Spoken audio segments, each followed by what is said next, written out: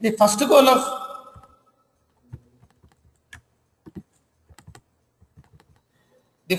of configuration management is to ensure that team members spread geographically are able to coordinate effectively and work on the same project in a streamlined manner, keeping each other's work intact. So configuration management enables team collaboration. Second, configuration management empowers the code audit. It helps you to do effective change analysis. On a day if things are working and after a few days you find that the application is no longer working, you need help in two ways. First, you should be able to isolate the bad change that is causing the application to go down. Second, you should be able to remove that particular change alone, keeping all other changes intact. So once you are able to do these things, you can always ensure that system goes into stable state and system is sustained in the stable state. So that is what I mean by change analysis or audit. Third important principle that you need, that configuration management helps you, is with release management process. I take one real-time scenario here for you to understand. Just imagine that you are working on application as a developer. So you have 3 milestones before the application is completely live. So version 1, version 2 and version 3, your application will be completely live. If you take a real example, take for example Gmail. If you are a developer as part of Gmail and you want to implement Gmail functionality, say in the first version you will be focusing on inbox and you will be focusing on compose. If these are there, you can give Gmail to user saying now you can compose a mail, you can receive a mail. As a second version, you can focus on labels, you can focus on chat integration, you can focus on CC and BCC features, okay, and then other things you can focus on, scheduling meetings and so on. Third version, you can focus on more advanced layouts, changing the UI, changing the look and feel, and then integration with Outlook. You can plan as a third version. So this generally, if you look at a Gmail release perspective, this will be a release perspective. So you want to coordinate this release. So in the first month, say version 1.0 is in development. So when version 1.0 is in development, all developers, say there are 10 developers. So all developers will be working in development phase. Okay. So version 1.0 has 5 features. All the 5 features, development is over. Now post development has to happen. What is post development? Testing, integration testing, performance testing, user acceptance, and then make it live. So that will be the path that 1.0 will take. But do I put all developers in this phase post development? No. When the testers log some defects, out of 10 developers, say 3 developers will focus on fixing the defects for 1.0 and help it go live. So what will the other 7 developers do? I will not keep them quiet. As a manager, I want them to work on 2.0 parallelly. So what I want to explain here is that there is every possibility,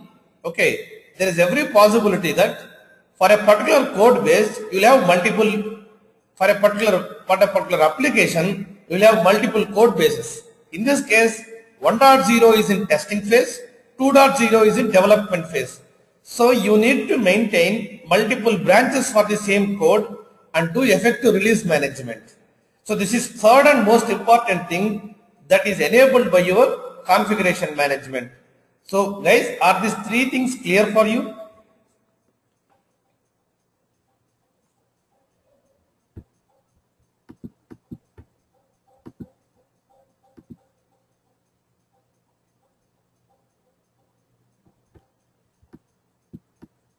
Yeah, please ping me so that that I have a confidence. If I need to repeat anything, it will be helpful for me.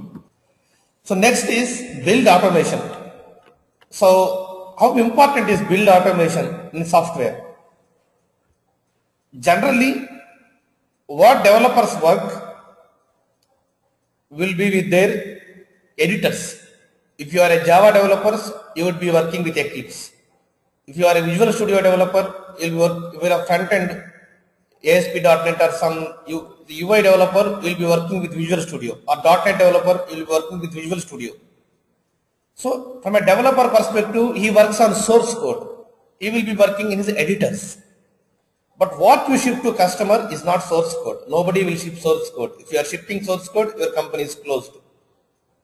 Okay, so ideally you will not ship source code to customers. So what you ship to customers is DLL, is an RPM, is an EXE, is a bin file, is a jar file, is a war file.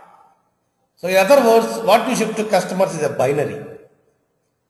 So developers will be working in sources, and what you ship to customers is binaries.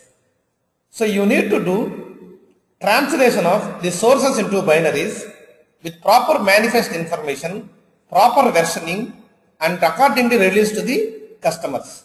So this process of converting the sources into binary is called build.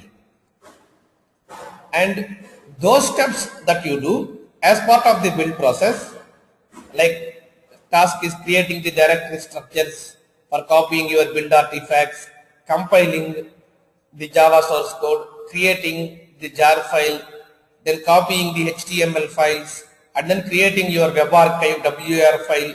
So all these steps, if you write a script so that you can execute the script and do it in automated manner, that is called build automation. So build automation is a scripting approach where you automate a set of tasks that help software developers to quickly build and see whenever they make a line of change. It involves compiling the source code. I'll take more in terms of Java context. If a developer is working in a Java application, mostly he will be working in Eclipse, and then he will be working with the .java files. That is Java source code, .java files. So what is the build process with respect to this? So first you need to compile. When you compile .java file, you will have, for every .java file, you will get a .class file. You will get a .class file. Essentially, the .class file is an intermediate form.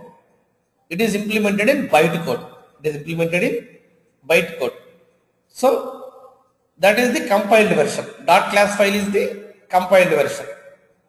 So when you have 10 Java files, when you compile them, you will get 10 class files.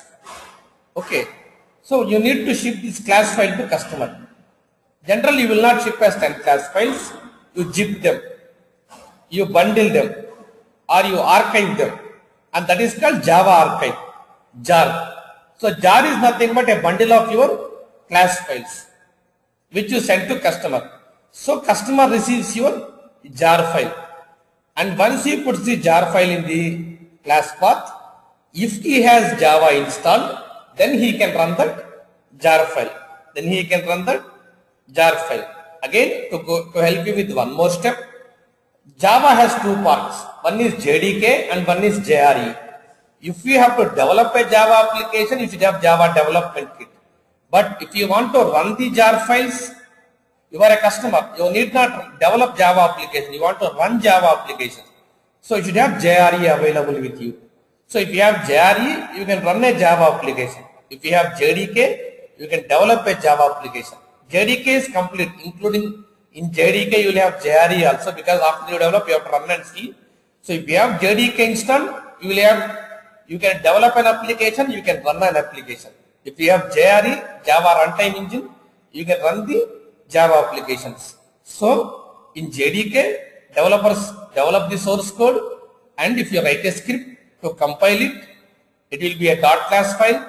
If you zip it, it will be a jar file, and you send the jar file to customers. And if customers have JRE installed, then he can run your Java application.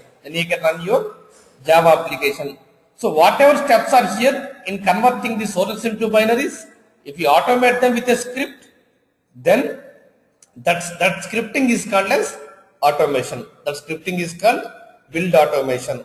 As part of build automation, you compile the source code, package the code, deploy into systems, run unit tests, and give the feedback about how things are executing. That is all part of your build automation. Is it clear? So again, in the previous case, when I said automation, when I said scripting, do not worry too much that is there a lot of programming involved. No. But if you have programming background, does it help? Yes, it will help. But is it mandatory that you should have programming background? No. Scripting is not a programming language. It helps. You can very easily write a script within 2 lines of code. You need to have a lot of prior understanding to write a script. In 5 minutes, you will be in a position to write your own script. So do not worry that he is talking about some script. So is there any lot of complicated programming involved? Absolutely no. Okay. Now let me move on to the next one. Continuous integration. This is the revolution. If you ask me, this is what is driving the software in a different world altogether. So before we go into details about continuous integration, the earlier development models, software development models, were on waterfall model, where you have a year of release plan. You have spent first 3 months on requirement gathering, then spend next 3 months on design, and then you start your coding, spend next 3 months on develop and coding the software, and last 3 months on testing, fixing, and then releasing the software and go into maintenance mode. But today the scenario is changing. If you take 1 year to release an application, that application will no longer be needed mostly, because people's requirements are changing, people's expectations are changing. For instance, I take an example, couple of examples to explain this better. Say if you are familiar with cricket, so you have IPL, which is more familiar with if you follow cricket.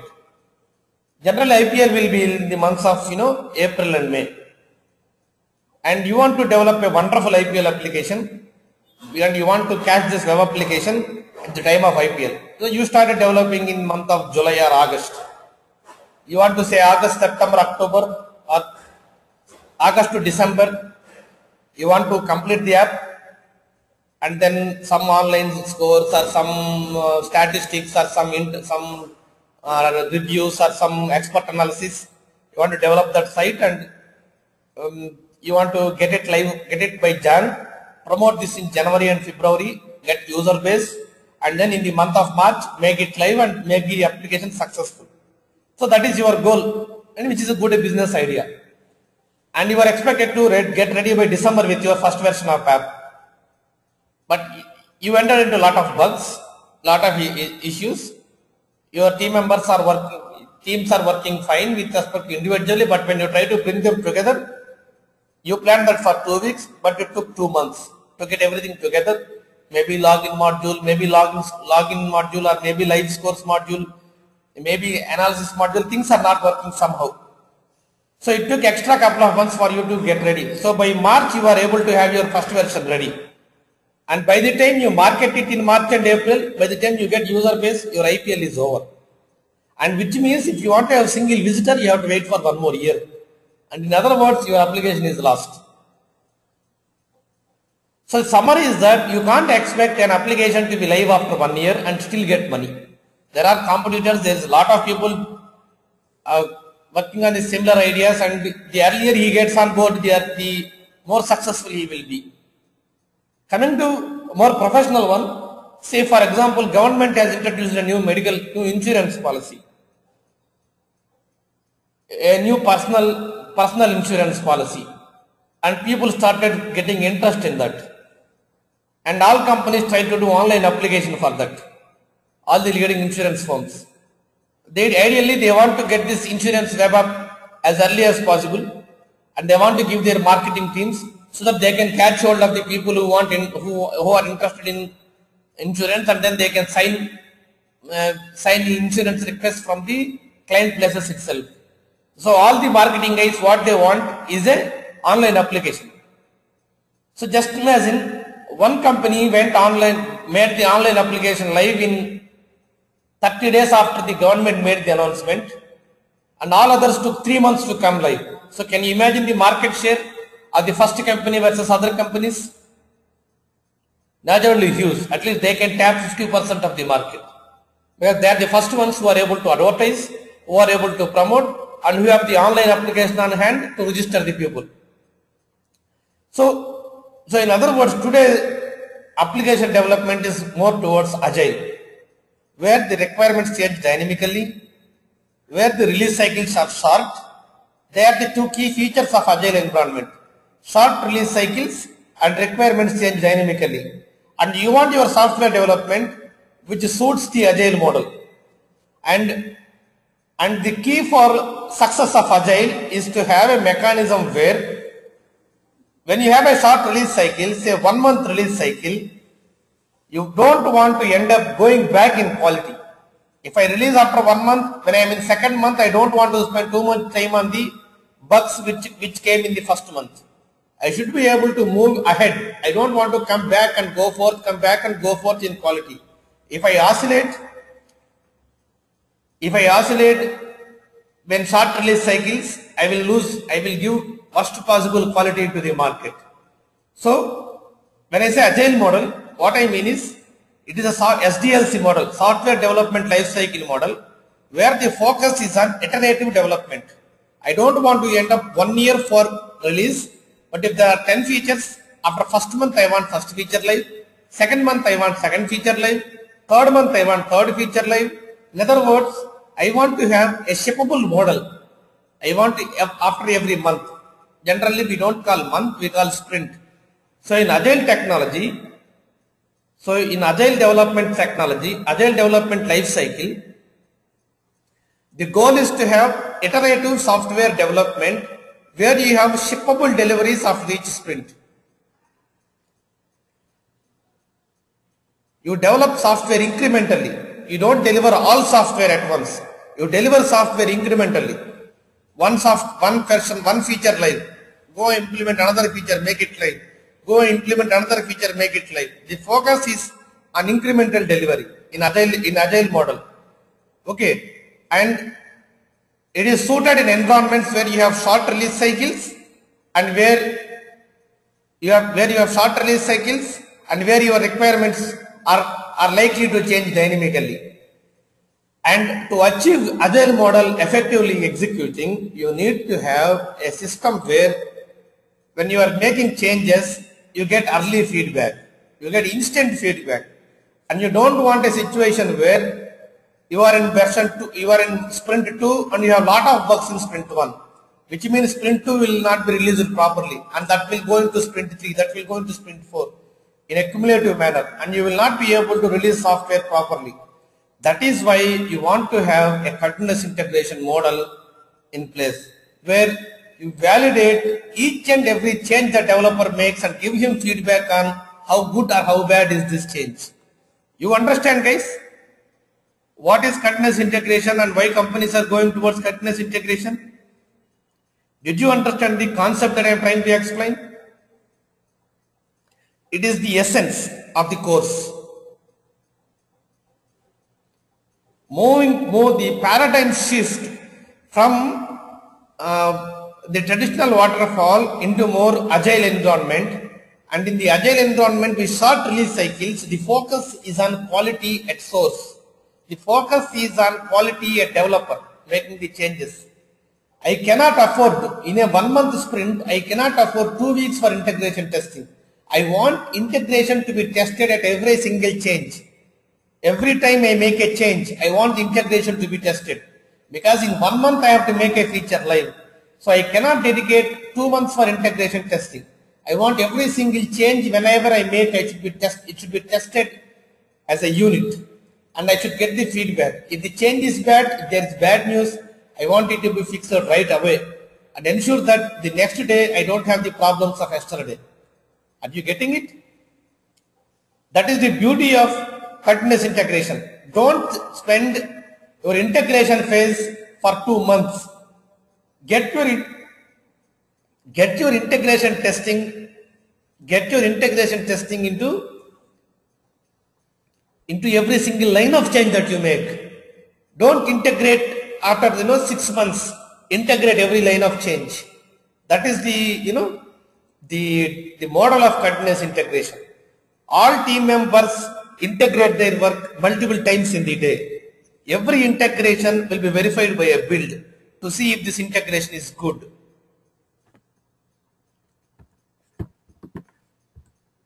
So this is how things work together.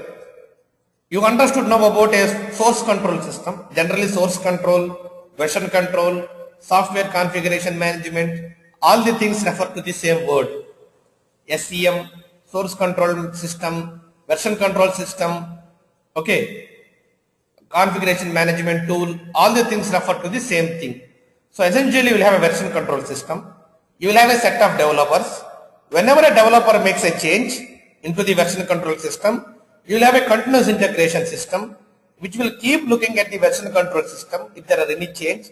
If there is any change, get those changes, build those changes. Building means compiling, running the tests, deploying it, and using a build script, and then share the feedback about the change that the developer has made. Is it good quality or is it bad quality? If it is bad quality, the developer will be asked to fix it right away. Again, make the change, build it, and the change will be pulled. It is built. Again, feedback is shared transparently for the team. And in this way, you ensure that every single line of change is integrated. An integrated build has been taken, an integrated build is tested, and results are shared. So you will always have software developed in a cohesive manner when you have systems like this. The architecture that you see on the screen is where every company has its goals. Some people have 2012, some people have 2013, but every company want to reach here. They have these developers working on the project, but they don't have this. Everything is manual today. One developer will give a build, they will put in some system, and then they will test manually, and then they go to release, and they end up in lot of problems without proper testing it, okay, and then end up in a lot of problems. So for any company to have quality, this is the architecture that they should follow. So this is another way to look at continuous integration. Watch the code changes, build the product, run the tests, publish the results, go and watch the code. This is an iterative manner. Developers make the change, the tool will build it, test it, publish results, and give me feedback. Guy, this is how you did. You better correct it if there is any issue. This is how software is developed using continuous integration model. So principles of continuous integration, you always should ensure that your environment is stable. You should be able to take a build at any time and give to customers. Always your build should be stable. And it always insists on, a code repository. Without code repository, there is no continuous integration. Without SCM or without version control system, there is no continuous integration. Then, the developer should not be worried that if they make a change in the night, there will be some problems and he will not have sleep and he take 1 week to commit his change. No, that is not what agile environment says. You should be able to commit frequently, and ideally everybody commits every day. That is the theme of continuous integration. Everybody commits every day. And generally, the encouraging the build will be associated with some test cases, which will test the build if it is having basic sanity. And that's what, another principle. Make the build self-tested. And store every build. That is another responsibility of continuous integration or build engineer, where you need to store all the builds. And suppose Monday things are working and Friday things are not working, and you want to ship to customers, you can pick up the Monday stable build and you should be able to give to customers. Okay. So you will be having a pivotal responsibility of maintaining the code base, maintaining the builds, maintaining the build quality, and release the software as per the expectations. Some company will have 3 people working on this, some people can have only 1 person working on this.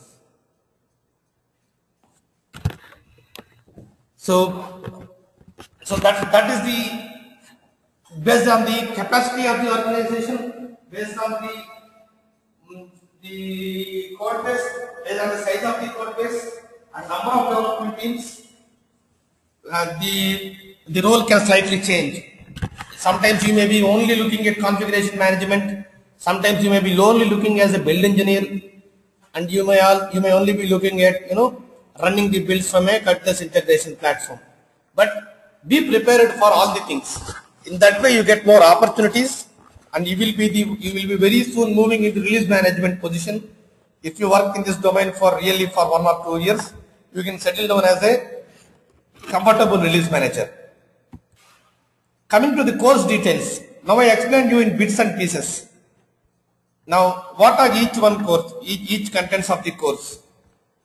With SCM, configuration management, the world's leading open source tool is Subversion. #1 tool in the market. You can just see with your marketing guys how Subversion in CM tool has market. Similarly, build automation stuff, Ant and Maven are the top two, which in fact Ant is something actually which revolutionized the build automation. Before Ant, it was batch files and shell scripts. The problem was that on Windows you should write your build script in batch, on Linux you should write in shell, and you need to maintain multiple scripts for multiple platforms, which was a kind of pain for build engineers. With Ant emerging, basically built on top of Java platform, both Ant and Maven, the advantage is that you write Ant script once and it can run, since Java has platform independence as its feature, where you write Java application once, you can run on multiple platforms. Since Ant is developed on Java platform, you write Ant script once, it can run on both Windows and Linux seamlessly. That is why Ant and Maven are adopted crazily by the software companies. Coming to continuous integration systems, Hudson, or it's renamed as Jenkins for some legal problems, developed by MIT experts, and it has huge adoption in US market for Hudson. And once you build this software, you need to deploy it on a set of cluster of systems. That is where JBoss is one we will be discussing as part of deployment. Again, you can open JBoss and see JBoss is the most downloaded application server on internet. That's the first line you will see about JBoss. Even from a job opportunity perspective, JBoss stands as the most widely required job skill. And from a course perspective, this is what we will be working with. And this is not something that I teach. I will be focusing on SCM and build automation. There is an expert in Hudson who is widely familiar with all the consultants also. He will be taking up Hudson. JBoss, in one of the world's leading firms, there is a deployment administrator in JBoss. He will be taking the JBoss course. The course is set such that it's not something to train you for 10 days and then leave you and struggle. The right experts will be talking to you for each of these modules. It's not one person's, because if you take a real world experience, if somebody is in Ant, he will not be in Maven. Somebody is in SCM, he will not use Perforce, because all companies use one of these as their platforms. So we have set this course with a dedicated purpose. Get the right expert to talk about the right things. So 2 to 3 experts will be guiding you in this course over the next 3 weeks. Okay. And another reason behind that is, if you get a job in any of these, the right person will be directly in touch with you in helping you, so that you will get things going in short time. Okay. So that is it from me.